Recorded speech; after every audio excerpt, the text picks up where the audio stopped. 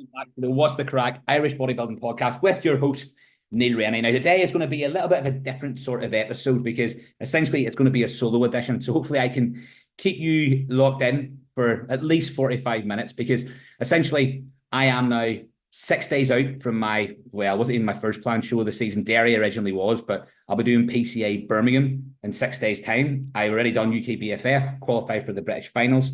So I'm doing PCA Birmingham this weekend, then Derry, then rolling into the British finals. So a busy few weeks ahead, but I wanted to hold myself very accountable that every single week I would get an episode out of this podcast. And at the minute in time, it's hard to try and match up timings. Obviously, last week we've done the show review with James Melville, very well received, and we've done over 30 episodes now of the podcast, over 10,000 views. So I can't thank people enough for following along with it and just getting behind it, because essentially my goal when I done this is a passion project. At the end of the day, it takes a lot of time, takes a lot of effort, but my goal was to try and bring Irish bodybuilding together, create an environment where people got to know each other. I've met a lot of great people through this and will continue to build this podcast out. So in terms of guests, in terms of education, it's been fantastic. And it's something I want to continue to do for a long time to come. But I want to hold myself accountable, even at 6 days out, because that's been a big part of this prep in general, is making sure every single day I show up for my clients, for my people, for my training, for my bodybuilding, and leaving nothing on the table. So that's one of the things. And I also thought it'd be a nice time, since I've done 30 episodes, it's usually me doing all the interviewing. So you don't really get to know who I am, what I'm about, my methodologies, and my background and my history. So that's what I'm going to do a little bit about, is I suppose, where I came from. I'm not going to take too long over that. And then I asked for some questions and I actually was surprised by how many questions I get in. So I'm going to answer as many of them as I can, but I don't want to keep you longer than 45 minutes, because I realize with one person speaking, my voice rapping away, that you can lose a little bit of attention with it. So essentially, I've been in the fitness industry now for over 13 years. I done my degree in the University of Sunderland for sports science. From there, I moved back to Northern Ireland and started personal training, working generally with lifestyle people. I was into my fitness. I was one of the classic stories. I was overweight as a youth. I was sort of bullied fairly heavily, had no real confidence, found the gym and started finding my love for that. But really, it was more about just trying to look good, feel good. And then as I got further into it, I started getting really into the science of training, of body composition.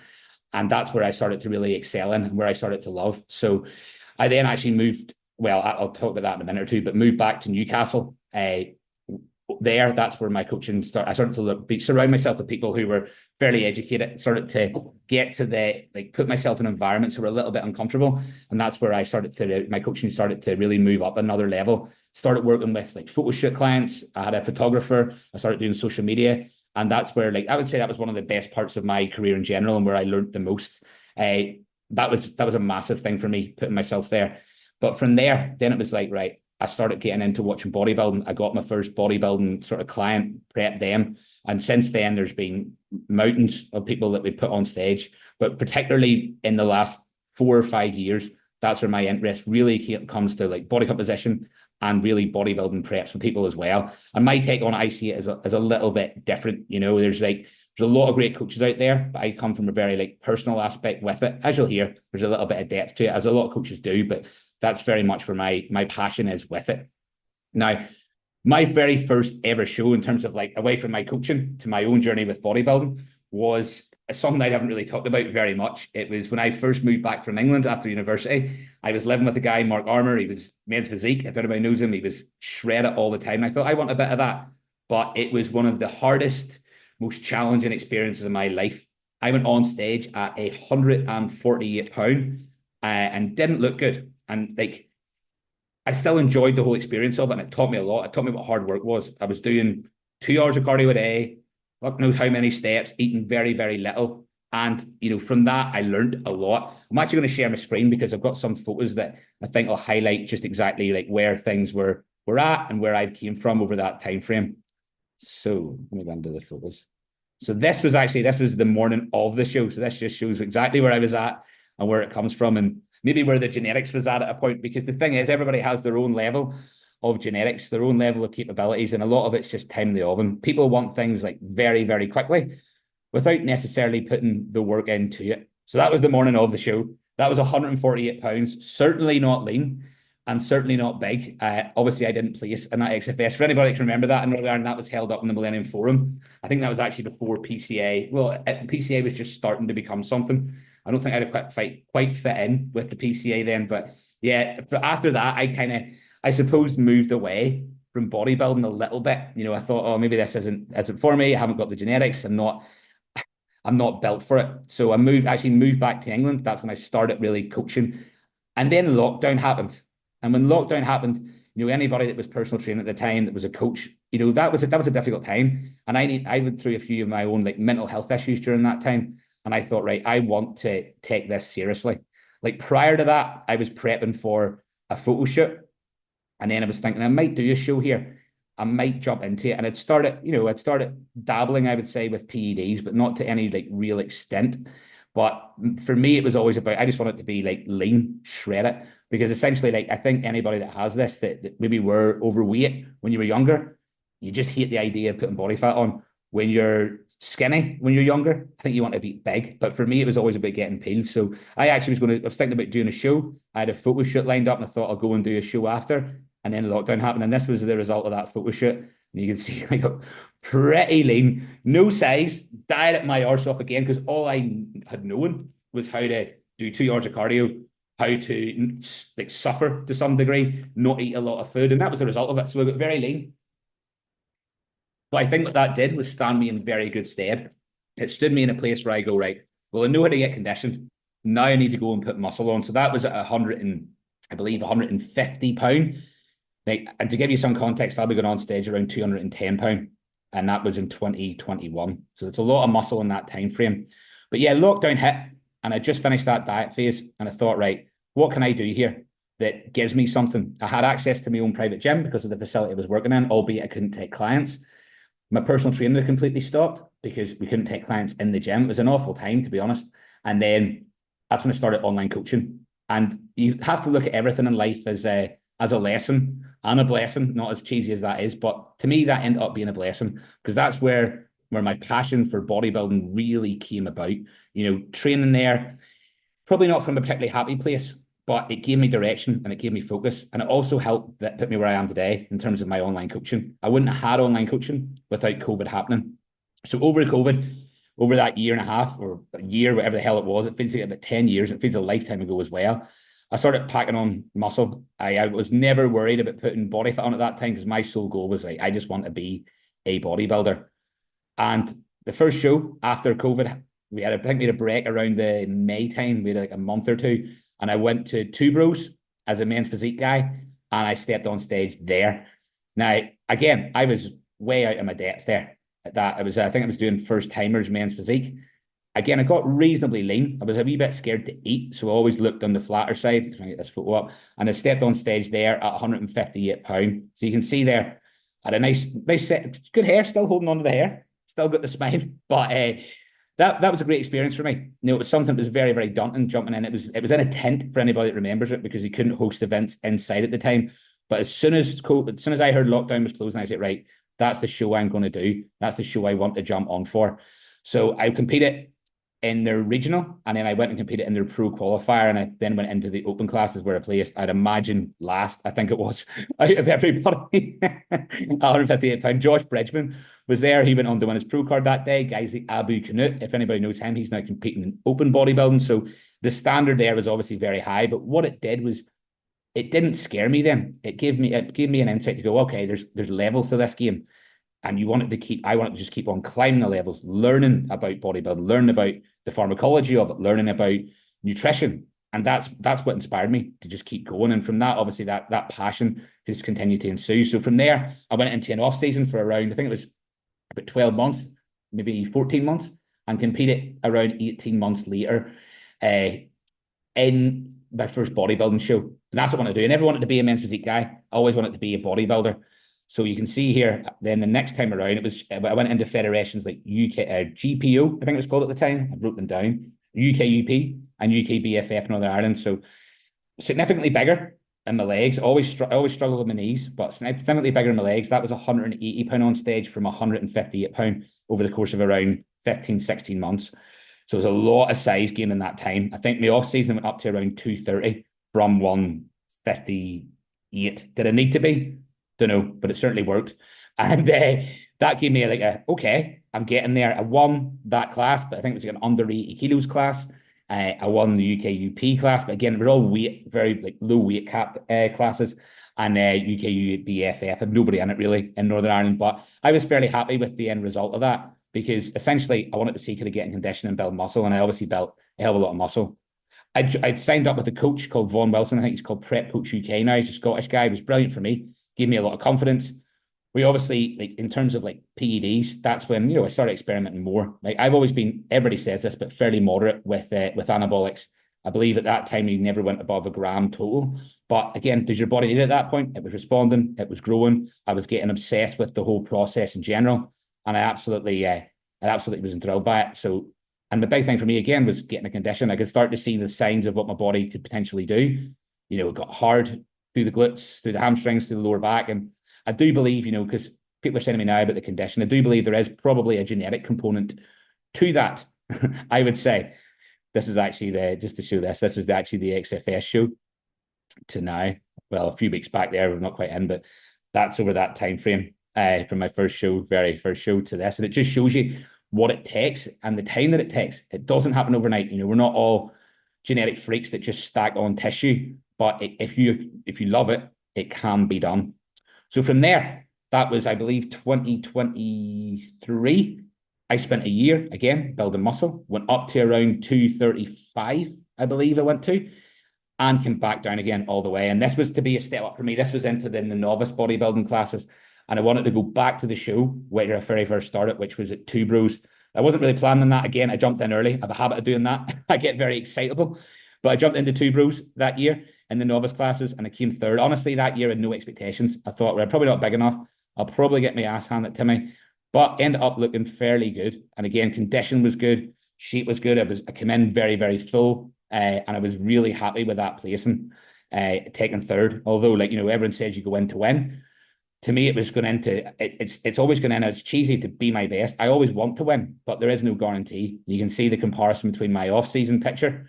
So I pushed real heavy, real heavy there to come down. The face really tells a story, doesn't it? That must have been peak off-season, I'd imagine, struggling with that stomach in. But obviously, when it came down, it was a pretty cool look. It's pretty impressive. I was pleased with that. And then that's the difference from 1 year at 180 to stepping on stage at 200 So a vast amount more density. I would say the biggest difference in that time frame is I pushed my body weight hard.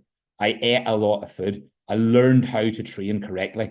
I would say I was lifting more weight, load in my training then than I was here. But I just learned how to train correctly. I became so obsessed with the process of building muscle, how to eat, but more so really fundamentally how to train. And I think that's what a lot of people miss. Because a lot of people go, they maybe look at me now and go, I'm still not there. But I believe with that trajectory, I can keep climbing the ladder. And that's really what it's all about. Because if you infuse yourself with something, you become something much greater than what people expect. And to me, that's always the challenge of it. So last year it was around April, I went Two Bros, novice class. I then went on to the PCA in Stafford, where I placed first in novice class again, a little bit tighter, a little bit flatter in that show, but won in a decent lineup. And that was actually my first time I then competed in an overall. The overall I was really pleased with. I stood, if you were giving out top three, I would certainly have been top three in that class. And that's not blowing your own trumpet. It's just, that was the feedback. You can see there, my condition there was really, really cool. I was very, very close to being, at that time I thought I was all the way in.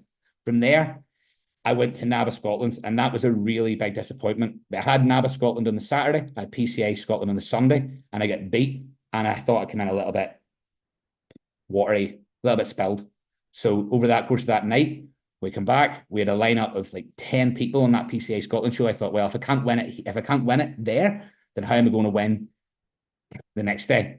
But I come back and I won in that class and just looked a hell of a lot tighter, way harder. We sucked in there. Obviously, we used a few diuretics too, and that really pulled me in hard. And that was the best look that I've ever put on stage as far as I was concerned.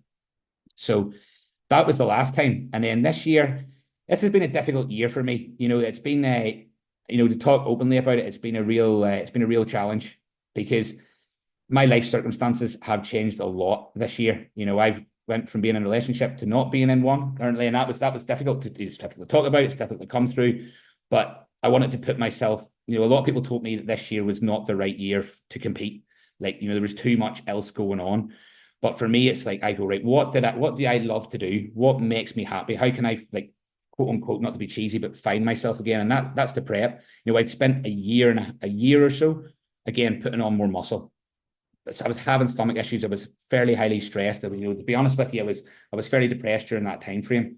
Although, and that's just being open with you, like, I put everything I had into my coaching. So I got to a point where my coaching was really starting to take off. I had this huge passion for bodybuilding. I had a bit of like a where am I in life kind of moment. I thought, you know what, I'm just going to go and I'm going to prep again. I actually signed up. I left my last coach. It just, things didn't, but that stage I just wanted to change in life. I think I was looking for a change. I was looking for something else. So I went with Brian Ward. It was a very good decision. Me and Brian have a great working relationship. He takes input well. Our cycle has been a little bit different. Our approach has been a little bit different. I had real issues with my knees for a while. And I think with the change up in how we thought about training, we worked on it to get to a point where I can sort of train legs fairly well. Over last year, I kind of pushed up. Again, I didn't get any heavier than the previous year. I only went to 235. I stayed a little bit tighter. But what that has allowed me to do, I believe, is to get in condition and get in condition early. I've been ready for 4 or 5 weeks now. And at this point, basically been no cardio for a couple of weeks. We've been on 8K steps. Food's been around 3,000. So I'm starting to feel myself now right at the right time as we go into this run of shows. So, like, I went to Cyprus for a month after sort of everything happened. And that's when I decided, now I'm going to give this a full go. So this prep's been very, very different. It's been challenging in different ways, but easy in a lot of ways. And I think, I've started to kind of mature as a person and sort of find out like who I am and what I'm about. And I think having an environment and creating this sort of environment with like going to different gyms, meeting people who I really like have an affinity with within bodybuilding, because at the end of the day, we're all bodybuilding. We're all doing the same sort of thing. We all understand each other, like what we're having to go through. So that's helped get me through definitely more challenging times this year, as of the people around me, as is everybody that's very, very close to me. So I'm really genuinely excited this year to get on stage. I jumped in early. I told Wardy like about 3 weeks ago, I'm ready to do a show. He told me there's no more fat to come off then. And the thing with me is, that's why I have a coach. I want just to keep digging, but that would be at the detriment of my physique. So we decided just to jump into a show. We traveled there and back on the same day. I got second to an absolute monster, and that's given me a lot of confidence because I know we can only get better here. So coming in, with 210 pound, 208 pound, we'll pull off a little bit of fluid and just land the look that we want. So like this year, expectation wise, I don't have like these tremendously large expectations of where I want to place. I wrote down on my whiteboard, and it's something that I write all the time, is like, I write things down. I want to know where I'm at, what I've got to do that day, and write my goals down. And I said I wanted to place in a short and medium class at PCA. And that's what I plan to do. So we'll see who shows up. We'll see who shows up. I'm trying to build the show up a little bit, but I don't really honestly know who's doing it. And at this point, nor do I care. And I don't mean that in a harsh way. All I care about is me bringing my best, and that will fall and stand where it stands. So that's basically been my journey from shy little fat kid, teenager, to, obviously going through life and what bodybuilding is. Bodybuilding to me is always an analogy for life. It's like you put the work in, you get somewhere, there's ups and downs, you have to navigate all those sort of factors as well. If you just stop, you get nowhere, and that's just like bodybuilding. So yeah, that's my journey. So hopefully, it's gave a bit of an insight into where I'm at. Now, I've got some questions in, so I'm going to try and answer a few of these questions. Like, I'm aware I'm going to keep this a little bit shorter, as I said. So the first one, I had names down, but they're all on Instagram. How has your prep differed this year? Prep this year has been, from a mental standpoint, obviously it's been different. My whole life situation has changed a lot, which has been challenging, but at some points it's been what I chose to do. But it's differed in the fact that how we've pulled down. I always felt very confident that I was going to get in shape, but with that, Brian's definitely held me back a little bit. When I wanted to push, he's went, foot off the gas here. We're trying to bring open class physique to stage. That doesn't mean just being peeled. That means being full, peeled, balanced. So that's been different. And I'll talk openly about PEDs have been different as well. We haven't pushed as much, I suppose, testosterone. That's come down. We've used other compounds that are a little bit drier compounds. There's been no trenbolone used, really. There's been 100 milligrams of that used throughout the whole thing. Fat burners have not got any higher than 80 micrograms of clen, T3, T4 in there, a physiological dose. So actually, well, we had a time frame there where we were a little bit above a physiological dose, and cardio has been at most 45 minutes, 10K steps. Food got as low as around 2,000. So the food was pulled more, but we then had way more refeeds, and that's just kept me fuller and fresher. My sleep's still shit, so that hasn't differed. My sleep's awful, but every time I diet down to low levels of body fat, that has been the way. Right. So overall goal as an athlete or end goal, it's interesting because as I never had any expectations in bodybuilding. You know, I thought if I can just get on stage, then I'll be happy. And then you go, right, well, if I can just place in a show, then I'll be happy. And then you move up the levels and your expectations of what you want changes. I think before this year, I'd have said just to get a place in and win people's respect. I think that's always been a big thing for me that I wanted, is to win respect of people by, you know, living the lifestyle, by showing my passion for it and by putting myself out there. But now I'm looking at it and going, well, this year I want to play a still. Anything else would be a bonus. But I look at it and go, right, I'm 33. There's still, I hope, 5 more years at least left doing this sport in a healthyish way, or managing that health as best as I can. I'd love to win a Irish overalls. I'd like to go and compete in the British and the PCA British finals. It's more within the PCA. I kind of look at my trajectory. And ultimately, if I'm being totally honest, I'd love to be a PCA pro. Love to be. And I never thought I would say that before this year, but I'm saying it. I think within the next 5 years, if I was to set that goal and set myself a real high goal that, you know, it's not necessarily a given. It's definitely not a given, but that's what I'd like to aim towards. So yeah, as an end goal, it's to leave an impact on the industry. It's to leave an impact in the industry in Ireland. And it's to, I suppose, lead from the front a little bit and show people what you can do when you put yourself out there, when you're not scared to take risks, when you're not, when you have confidence in your own abilities. And there's a difference between confidence and arrogance. Arrogance is something that has no level of evidence or backing, where, you know, confidence is something that you've earned the right to have. So that's always what my mother bred into me, and that's what I fully stand by. Thoughts on the current primo and masteron shortage? So yeah, obviously, like, you know, primo and masteron is something that, like, I would say most coaches are putting in, especially like prep cycles. So it's been a bit of a nightmare, to be fair, right? Because you've obviously, but it doesn't mean that we can't progress. I've been lucky enough at the very start of prep to know about this. I had heard the rumors that this was coming, and I got myself enough of it to do me for the foreseeable, I would say. But, you know, at the end of the day, there's so many other. If you're making a stew, just because you run out of potatoes or chicken doesn't mean you can't make it. So you have to find another way of making that stew, and that's what shows a good coach, finding a way in and around those problems. So rather than thinking, right, well, I've got no masteron and primo, so okay, well, what else can you use? All these compounds have similar but very different traits as well. So it's finding, well, what is the best thing that I can use for the job, the tool for the job? Now, I found a lot of my clients there have used maybe lower dose testosterone with, alongside maybe MPP, and then potentially Anavar at the start as well. And then potentially, you know, or some of them have been using equipoise, because we've seen there's some sort of like anti-estrogen, you know, effect with that, although I don't see it to be as prominent as it is with masteron and primo. And I've also seen with equipoise, you know, some blood markers getting more skewed than what they would with mast and primo. So actually, I'm not the biggest fan of equipoise, but I'm certainly open to it at this current point in time. But, you know, using tamoxifen potentially, or an AI in alongside it if necessary to manage estrogen, alongside, like, you know, your 19 Nors, wouldn't say do not go towards training your off season.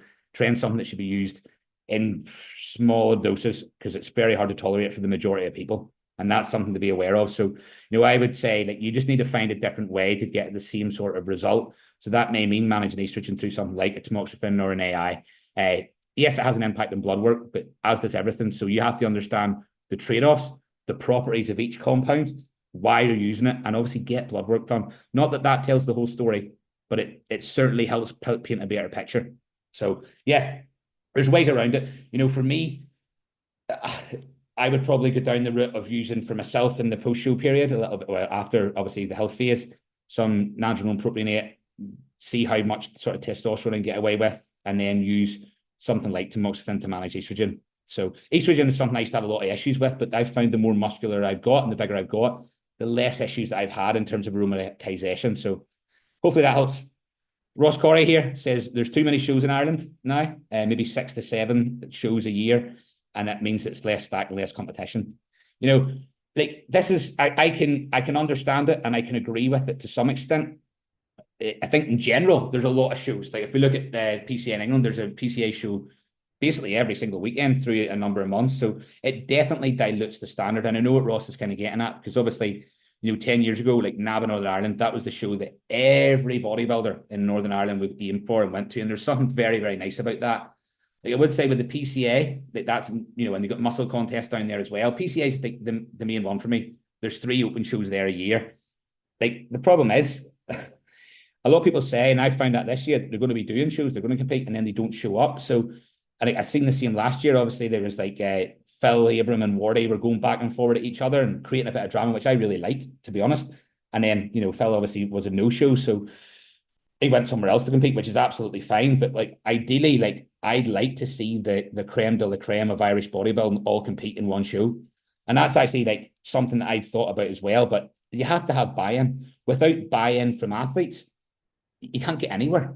So like I'd say I was thinking, about actually putting on a Mr. Ireland show, essentially a title that they could be had. But then people have to buy into that. People might not show up, and then you're not going to get anywhere. But I do agree, less stacked, less competition, and it dilutes it. But it would be great to have like this is the show we go to, or even having a couple of shows a year. But I like that there's more. I like more people can get involved in bodybuilding. That's also the other side of the coin. I like that people can get involved in bodybuilding, just like I did. Like I was doing GPO shows, UKBFF, UKUP. It's a great building ground for the next level of athlete. And if you go in at the deep end straight away, sometimes it can put people off.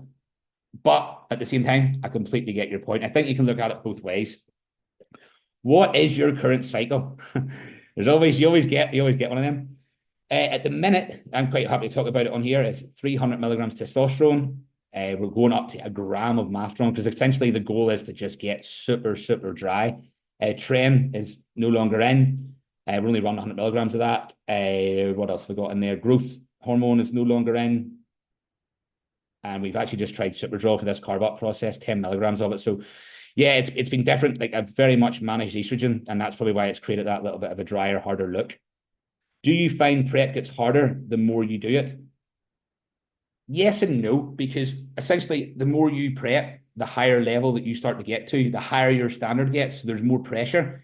In terms of actually dealing with it and learning how to go through your prep, I would say you should get better with prepping. You should get better at understanding hunger. You should get better at understanding how to eat, how to train, how to manage your own energy and your time the more you go through it. So it gets harder in one sense, because you expect more of yourself. You've already set your standard and you want to beat that standard. But at the same time, the actual physiological effects of prep, I find that you get better at managing them and understanding how to deal with them better. That's my thoughts on it. You're trying to get into coaching, online coaching. What's my tips?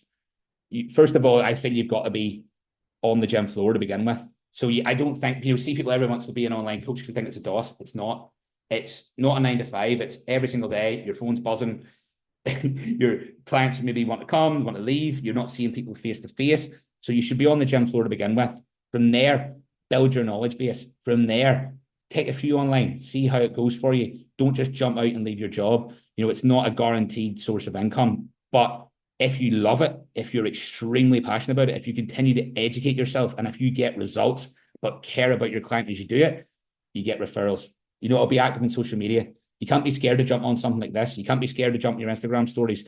You've got to put out there. If you want to build like a real business, something that lasts just beyond a year, 2 years, you want to be in it for a decade plus, then you've got to be extremely passionate about it, and you've got to basically work your ass off.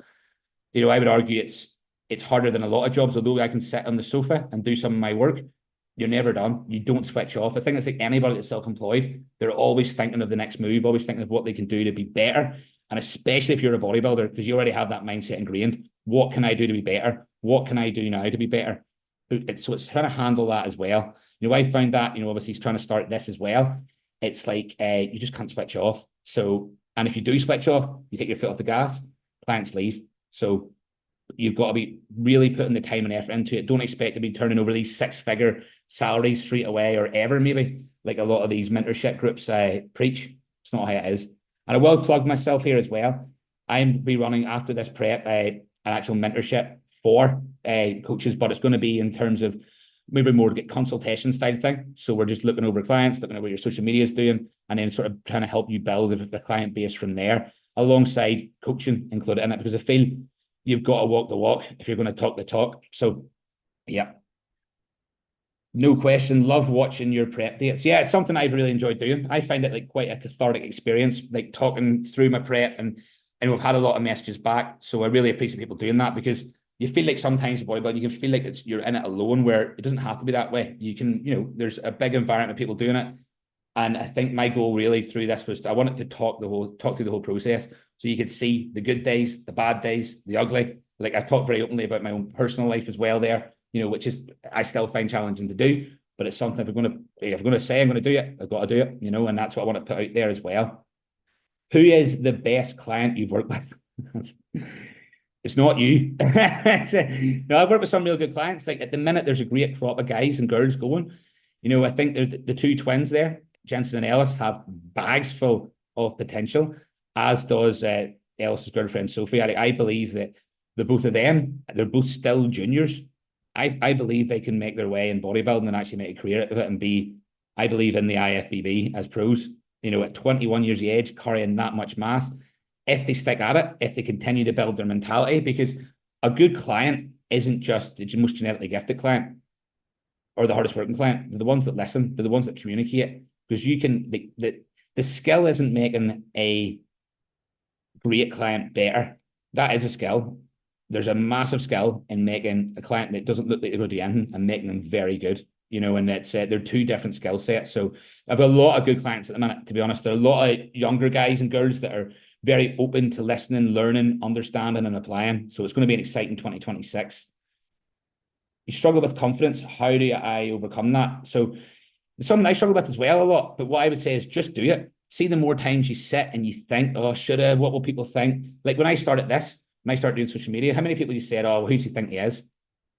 I didn't care. And the more you put yourself out there, like even in the off season, I'll show myself, because I didn't really like doing that. So I was like, well, I don't like doing that, so I'm going to do it, because you're confronting that challenge and you're confronting that fear head on. Like that's what they always say. Like you can't overcome a fear if you don't confront it. So you've got to put yourself in these uncomfortable positions, and rather than seeing them as negatives, see them as something that's positive, that's going to grow you. Like for me, jumping into class 2 this year, I was like, oh, this will be nervy. But now I'm like, right, let's go. I want to stand against the biggest and the best that Ireland's got to offer and see where I stand. And then from that, I'll take the experience. I'll take maybe the defeat or the win and learn from it and grow and get better. And that's the only way to overcome something that you're scared about.